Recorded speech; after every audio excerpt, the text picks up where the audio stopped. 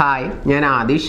ഇന്നത്തെ വീഡിയോയിലൂടെ നമ്മൾ ഡിസ്കസ് ചെയ്യാൻ പോകുന്നത്, നിങ്ങൾ ഒരു വ്യക്തിയെ സ്നേഹിച്ചിരുന്നു, പക്ഷേ ആ വ്യക്തി ഇപ്പോൾ നിങ്ങളുടെ കൂടെ ഇല്ല എന്ന് വിചാരിക്കുക. ഇപ്പോഴും നിങ്ങൾക്ക് ആ വ്യക്തിയെ ഇഷ്ടമാണ്, ആ വ്യക്തി നിങ്ങളുടെ ലൈഫിലോട്ട് തിരിച്ചു വരണം എന്ന് നിങ്ങൾ ആഗ്രഹിക്കുന്നുണ്ടെങ്കിൽ, ആ വ്യക്തിക്ക് നിങ്ങളോട് അസൂയ തോന്നിപ്പിക്കാൻ, ആ വ്യക്തി നിങ്ങളുടെ കൂടെ ജീവിക്കണമെന്ന് അഭ്യർത്ഥിച്ചുകൊണ്ട് നിങ്ങളുടെ പുറകെ വരാൻ വേണ്ടിയിട്ട് എന്തൊക്കെയാണ് ചെയ്യേണ്ടത് എന്നതൊക്കെയാണ് ഇന്നത്തെ വീഡിയോയിലൂടെ നമ്മൾ ചർച്ച ചെയ്യാൻ പോകുന്നത്. എല്ലാവർക്കും എൻ്റെ പുതിയ വീഡിയോയിലോട്ട് സ്വാഗതം. ഒന്നാമതായിട്ട് നിങ്ങൾ ചെയ്യേണ്ടത്, നിങ്ങൾ വളരെയധികം സങ്കടത്തോടു കൂടി അല്ലെങ്കിൽ നിരാശയോടുകൂടി ഇരിക്കുകയല്ല വേണ്ടത്. പലപ്പോഴും ഇത്തരത്തിലുള്ള ഒരു മാനസികാവസ്ഥയിൽ ചെയ്യുന്ന ഒരു കാര്യം, ഞാൻ വളരെയധികം വിഷമത്തിലാണ് എന്നുള്ളത് അവൾ അറിഞ്ഞു കഴിഞ്ഞാൽ അല്ലെങ്കിൽ അവൻ അറിഞ്ഞു കഴിഞ്ഞാൽ തിരിച്ചു വരും എന്ന് പ്രതീക്ഷിച്ച് ഒരുപാട് സാഡ് സ്റ്റാറ്റസുകളും അവരെ ഫീൽ ചെയ്യിപ്പിക്കാൻ വേണ്ടിയിട്ട് ഒരുപാട് തരത്തിലുള്ള ക്യാപ്ഷൻസും സെൻറ്റൻസുകളും ഒക്കെ ടൈപ്പ് ചെയ്ത് സ്റ്റാറ്റസും പോസ്റ്റൊക്കെ ആയിട്ട് അപ്ഡേറ്റ് ചെയ്യുന്ന ആളുകളെ കണ്ടിട്ടുണ്ട്. ഇതിന് നേരെ ഓപ്പോസിറ്റ് ചെയ്ത് നോക്കുക. ഓപ്പോസിറ്റ് മീൻസ് നിങ്ങൾ എന്ത് ചെയ്യണം എന്ന് വെച്ച് കഴിഞ്ഞാൽ, നിങ്ങൾ വളരെ ഹാപ്പിയാണ്, ആ ബ്രേക്കപ്പിൽ നിങ്ങൾക്ക് യാതൊരു വിധത്തിലുള്ള ദുഃഖവുമില്ല, നിങ്ങൾ ലൈഫ് നന്നായിട്ട് എൻജോയ് ചെയ്യുന്നു, വളരെ ഫണ്ണായിട്ട് ഓരോ ദിവസവും നിങ്ങൾ മുന്നോട്ട് കൊണ്ടുപോകുന്നുണ്ട് എന്നുള്ളത് അവരെ അറിയിക്കുക എന്നുള്ളതാണ് ഒന്നാമത്തെ ടിപ്പ്.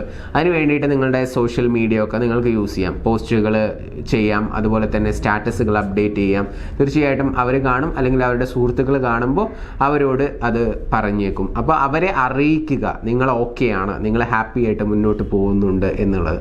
ഇതാണ് ഒന്നാമത്തെ ടിപ്പായിട്ട് പറയാനുള്ളത്.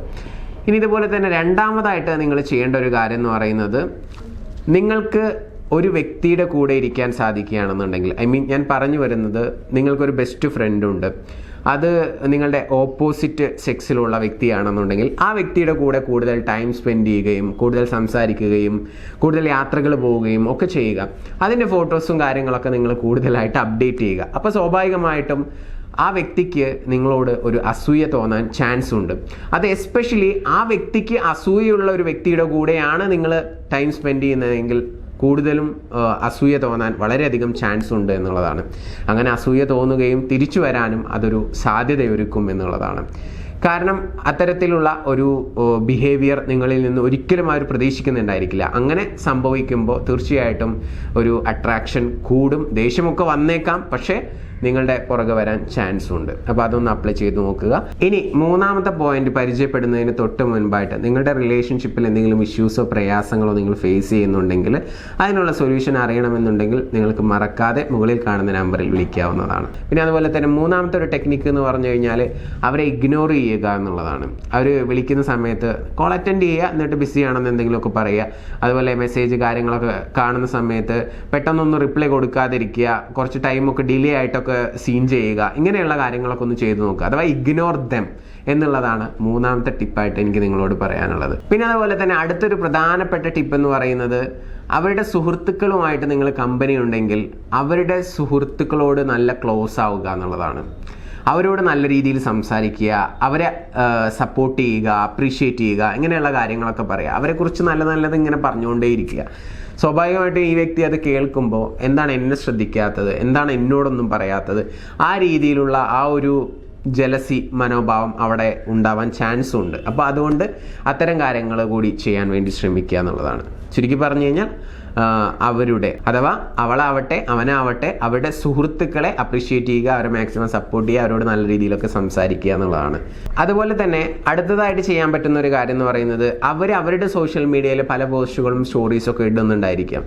അതൊക്കെ നിങ്ങൾ അവോയ്ഡ് ചെയ്യുക, ഇഗ്നോർ ചെയ്യുക, നോക്കാൻ പോകരുത്. കാരണം നിങ്ങൾ നോക്കിക്കഴിഞ്ഞാൽ അവർക്ക് അറിയാൻ പറ്റും. അപ്പോൾ അവരുടെ സ്റ്റോറീസ് നോക്കണ്ട, പോസ്റ്റുകൾ നോക്കണ്ട, ലൈക്ക് അടിച്ചു കൊടുക്കണ്ട. അവരുടെ സ്റ്റോറീസ് ആണെങ്കിലും പോസ്റ്റുകളാണെങ്കിലും എല്ലാം അവോയ്ഡ് ചെയ്യുക. അതുപോലെ തന്നെ പിന്നെ നിങ്ങൾക്ക് ചെയ്യാൻ പറ്റുന്ന ഒരു കാര്യം എന്ന് പറയുന്നത്, നിങ്ങളുടെ സ്റ്റോറീസ്, നിങ്ങളുടെ പോസ്റ്റുകളൊക്കെ കൂടുതലായിട്ട് അപ്ഡേറ്റ് ചെയ്യുക. അത് അപ്ഡേറ്റ് ചെയ്യുന്ന സമയത്ത് പ്രത്യേകം ശ്രദ്ധിക്കേണ്ടത്, എപ്പോഴും ഹാപ്പി ആയിട്ടുള്ള പോസ്റ്റുകളും ഹാപ്പി ആയിട്ടുള്ള സ്റ്റാറ്റസുകളും മാത്രം അപ്ഡേറ്റ് ചെയ്യുക എന്നുള്ളതാണ്. പിന്നെ അടുത്തതായിട്ട് നിങ്ങൾക്ക് ചെയ്യാൻ പറ്റുന്ന ഒരു പ്രധാനപ്പെട്ട കാര്യം എന്ന് പറയുന്നത്, നിങ്ങൾ രണ്ടുപേരും തമ്മിൽ ഒരുപാട് പ്ലാൻസ് ഒക്കെ ഉണ്ടാക്കിയിട്ടുണ്ടായിരിക്കും അല്ലേ, അത് ചെയ്യാം ഇത് ചെയ്യാം എന്നൊക്കെ പറഞ്ഞിട്ട്. അത്തരത്തിലുള്ള പ്ലാൻസ് ഒക്കെ നിങ്ങൾ മറ്റൊരു വ്യക്തിയുടെ കൂടെ കൂടിച്ചേർന്നിട്ട് ചെയ്യുക എന്നുള്ളതാണ്. ഇപ്പോൾ ഒരു ഉദാഹരണം പറയുകയാണെങ്കിൽ, ഇപ്പോൾ നിങ്ങളൊരു സ്ഥലത്തേക്ക് ഒന്നിച്ച് യാത്ര പോകുക എന്നുള്ളത് പ്ലാൻ ചെയ്തിട്ടുണ്ടെന്ന് വിചാരിക്കുക. അപ്പോൾ നിങ്ങൾ ബ്രേക്കപ്പ് ആയി നിൽക്കുന്ന സിറ്റുവേഷൻ ആണെങ്കിൽ അതേ സ്ഥലത്തേക്ക്, നിങ്ങൾ പ്ലാൻ ചെയ്ത സ്ഥലത്തേക്ക് വേറൊരു വ്യക്തിയുടെ കൂടെ നിങ്ങൾ എന്ത് ചെയ്യുക, യാത്ര പോവുക. എന്നിട്ട് അതിൻ്റെ സ്റ്റോറീസും അതുപോലെ പോസ്റ്റുകളൊക്കെ സോഷ്യൽ മീഡിയാസിൽ അപ്ഡേറ്റ് ചെയ്യുക. തീർച്ചയായിട്ടും അവർ കാണും, അല്ലെങ്കിൽ അവരുടെ സുഹൃത്തുക്കൾ കാണും, അവരറിയാൻ ചാൻസും ഉണ്ട്. അപ്പോൾ ഇങ്ങനെയൊക്കെ നമുക്ക് എന്ത് ചെയ്യാം, ഓപ്പോസിറ്റ് നിൽക്കുന്ന വ്യക്തിയെ തിരിച്ചു കൊണ്ടുവരാനുള്ള പല ടെക്നിക്കുകളും അപ്ലൈ ചെയ്യാവുന്നതാണ്. സോ ഇതൊന്ന് ചെയ്തു നോക്കുക. പിന്നെ അതുപോലെ തന്നെ നിങ്ങൾക്ക് ചെയ്യാൻ പറ്റുന്ന മറ്റൊരു കാര്യം എന്ന് പറയുന്നത്, പുതിയ പുതിയ ഫ്രണ്ട്സിനെ നിങ്ങൾക്ക് ഉണ്ടാക്കാൻ കഴിയും എന്നുള്ള ആ ഒരു കഴിവ് നിങ്ങൾ തെളിയിക്കുക എന്നുള്ളതാണ്. പുതിയ പുതിയ ഫ്രണ്ട്സുമായിട്ടുള്ള സെൽഫീസ് കാര്യങ്ങൾ അതൊക്കെ നിങ്ങൾ അപ്ഡേറ്റ് ചെയ്യുക. അതുപോലെ തന്നെ അവരുമായിട്ട് യാത്ര പോവുക, അത് എൻജോയ് ചെയ്യുന്നത്, ഇങ്ങനെയുള്ള കാര്യങ്ങളൊക്കെ അപ്ഡേറ്റ് ചെയ്തുകൊണ്ടേയിരിക്കുക. സോഷ്യൽ മീഡിയയിൽ. പിന്നെ ഇനി പറയാനുള്ളത്, ഞാൻ നേരത്തെ സൂചിപ്പിച്ച സംഭവം തന്നെയാണ്. അഥവാ അവർക്ക് ഏറ്റവും കൂടുതൽ അസൂയുള്ള ആ ഒരു വ്യക്തിയോട് കൂടെ നിങ്ങൾ കൂടുതൽ ടൈം സ്പെൻഡ് ചെയ്യുകയും ഇടപഴകുകയും ചെയ്യുക, അത് അവരെ അറിയിക്കുക. ഇത്രയും കാര്യങ്ങളും ചെയ്താൽ തന്നെ ആ വ്യക്തിക്ക് തീർച്ചയായിട്ടും നിങ്ങളോടൊരു അസൂയ തോന്നുകയും അതുപോലെ തന്നെ ആ വ്യക്തി നിങ്ങളുടെ കൂടെ ഇരിക്കാൻ ആഗ്രഹിക്കുകയും നിങ്ങളെ കോണ്ടാക്ട് ചെയ്യുകയും പഴയ പോലെ ആ ഒരു റിലേഷൻഷിപ്പ് സെറ്റാവാനും ചാൻസ് വളരെയധികം കൂടുതലാണ്. ഇത് ഞാൻ പറയുന്നത് ആ വ്യക്തി മൂവ് ഓൺ ചെയ്യാൻ ഉദ്ദേശിച്ചിട്ടില്ല, അതല്ല നിങ്ങളെ വളരെയധികം ഇഷ്ടമായിരുന്ന ഒരു വ്യക്തിയാണെങ്കിലൊക്കെയാണ് ഇത് സംഭവിക്കുക. നേരെ മറിച്ച് നിങ്ങളെ ഇഷ്ടമല്ല, ആ വ്യക്തിക്ക് നിങ്ങളെ വേണ്ട എന്നുള്ള രീതിയിൽ മൂവ് ഓൺ ചെയ്തു പോയ ഒരു വ്യക്തിയാണെങ്കിൽ ചിലപ്പോൾ നിങ്ങൾ ഇതൊന്നും ചെയ്തിട്ടൊന്നും അവർ മൈൻഡ് ചെയ്തോളണം എന്നില്ല. മനസ്സിലായോ? അപ്പോൾ നിങ്ങളെ ആത്മാർത്ഥമായി സ്നേഹിച്ചിരുന്ന ഒരു വ്യക്തിയാണെങ്കിൽ തീർച്ചയായിട്ടും അവർക്ക് നല്ല രീതിയിൽ ഹൃദയത്തിൽ തട്ടുന്ന കുറച്ച് കാര്യങ്ങളാണ് ഞാൻ പറഞ്ഞത്. ഇത്തരം കാര്യങ്ങളൊക്കെ ചെയ്യുകയാണെങ്കിൽ അവരെ നമുക്ക് തിരിച്ചു കൊണ്ടുവരാനായിട്ട് സാധിക്കും. അപ്പോൾ നിങ്ങളൊക്കെ ഒന്ന് അപ്ലൈ ചെയ്ത് നോക്കുക. എനിവേ നമുക്ക് പുതിയൊരു വീഡിയോ ആയിട്ട് വീണ്ടും കാണാം. ഈ വീഡിയോ ഇഷ്ടപ്പെട്ടാൽ മറ്റുള്ള ആളുകളിലോട്ട് മാക്സിമം ഷെയർ ചെയ്യുക. ആദ്യമായിട്ടാണ് ചാനൽ കാണുന്നതെങ്കിൽ ചാനൽ സബ്സ്ക്രൈബ് ചെയ്യുക. ഇഷ്ടപ്പെട്ടാൽ ലൈക്ക് ചെയ്യുക. നിങ്ങളുടെ വിലയേറിയ അഭിപ്രായങ്ങൾ താഴെ കമൻറ്റായിട്ട് രേഖപ്പെടുത്തുക. എന്നോട് എന്തെങ്കിലും ചോദിക്കാനുണ്ടെങ്കിൽ അത് താഴെ കമൻറ്റായിട്ട് ചോദിക്കാം. അതുമായി റിലേറ്റഡ് ആയിട്ടുള്ള വീഡിയോസ് ഞാൻ ചെയ്യാൻ വേണ്ടി ശ്രമിക്കാം. എനിവേ പുതിയൊരു വീഡിയോ ആയിട്ട് നമുക്ക് വീണ്ടും കാണാം. Thank you. നമസ്തേ.